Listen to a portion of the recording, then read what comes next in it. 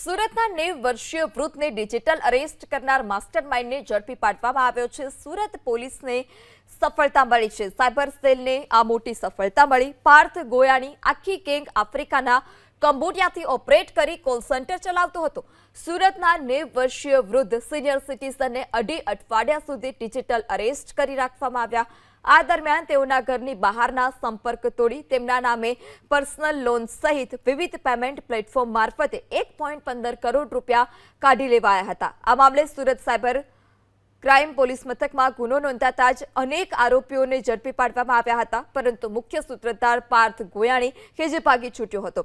પાર્થ ગોયાણી છેલ્લા 3 મહિનાથી નેપાળમાં છુપાઈને રહેતો હતો અને ત્યાં પણ કોલ સેન્ટર શરૂ કરવાનો પ્રયાસ કરી રહ્યો હતો।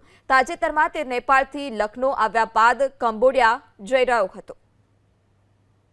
સાયબર ક્રાઇમ સેલ દ્વારા એક વધુ સિનિયર સિટીઝન જેમને ડિજિટલ અરેસ્ટનો ભોગ બનવું પડ્યું તેઓએ સાયબર ક્રાઇમ સેલનો સંપર્ક કરતા તેમની ફરિયાદ નોંધવામાં આવેલ હતી।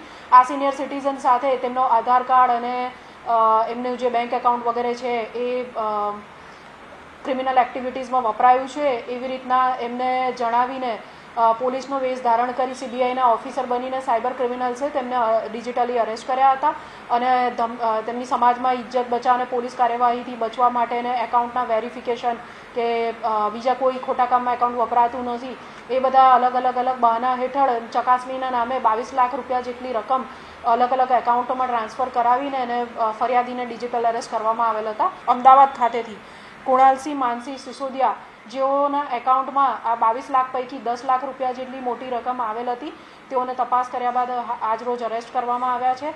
હવે આ જે નાણાં છે એ એમણે ક્યાં વાપર્યા અને કેટલા કમિશન પર લીધા હતા અને આગળ એકાઉન્ટ કોઈને પ્રોવાઈડ કર્યું હતું અને કેવી રીતના તેઓ સાયબર ક્રાઇમ સાથે આ ગુના સાથે સંકળાયેલ છે તે અંગે વધુ પૂછપરછ અત્યારે ચાલુ